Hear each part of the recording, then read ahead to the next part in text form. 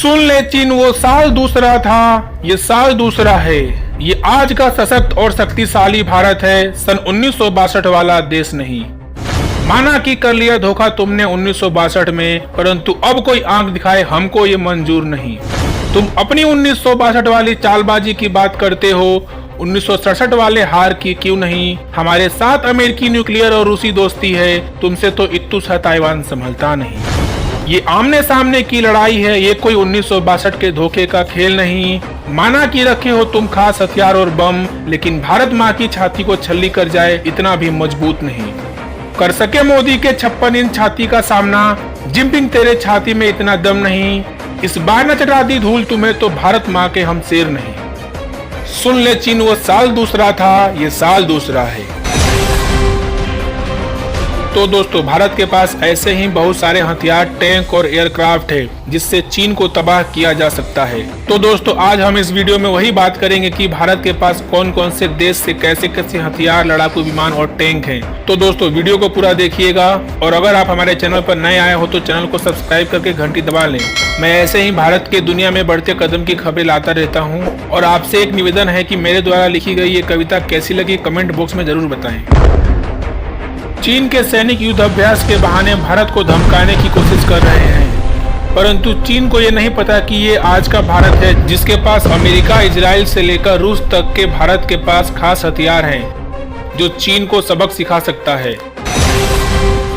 रूस के T-90 tank. पिछले साल जब लद्दाख में चीन के साथ तनावपूर्ण स्थिति पैदा हुई थी, तब भारतीय सेना और एयरफोर्स ने ऊंचाई वाले इलाकों में जोरदार युद्ध अभ्यास किया था और दुश्मनों को अपनी सैन्य ताकत का एहसास कराया था।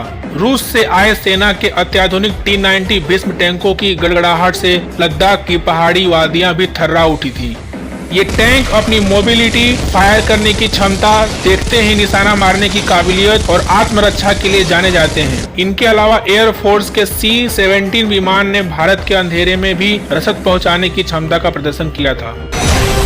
रूस का Mi-17 V5 हेलीकॉप्टर। रूस निर्मित Mi-17 V5 चोपर का भी इस्तेमाल इस युद्धाभ्यास में किया गया था। इन्हें दुनिया के सबसे एडवांस हेलीकॉप्टर में से एक माना जाता है।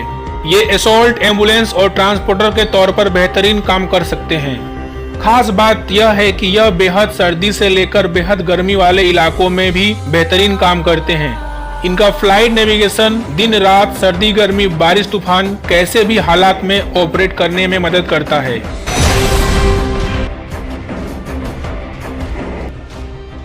अमेरिका का C-130J एयरक्राफ्ट। अमेरिका का 4 इंजन टर्बोप्रोप मिलिट्री ट्रांसपोर्ट एयरक्राफ्ट बिना किसी खास रनवे के टेक ऑफ और लैंडिंग कर सकता है। इससे पहले मेडिकल इवेक और कार्गो के लिए इस्तेमाल किया जाता था। इसके खास एयरफ्रेम की वजह से इसका इस्तेमाल assault, search and rescue, scientific research, मौसम के जायजे, एरियल रिफ्यूलिंग, मैरीटाइम पेट्रोल और एरियल फायर फाइटिंग। इजराइल का हेरोन UAV। बीच की ऊंचाई पर उड़ने वाले इजराइल के हेरोन UAV की खासियत है ज्यादा वक्त तक लंबी दूरी तय कर पाने की काबिलियत। यह अनमैन्ड एरियल व्हीकल 52 घंटों तक उड़ान भर सकता है। यह एक इंटरनल GPS नेविगेशन डिवाइस से नेविगेट करता है। पहले से प्रोग्राम्ड फ्लाइट होने पर इसकी लैंडिंग और टेक ऑफ भी प्रोग्राम्ड होता है। साथ में ग्राउंड कंट्रोल स्टेशन से इसे मैनुअली भी ऑपरेट किया जा सकता है।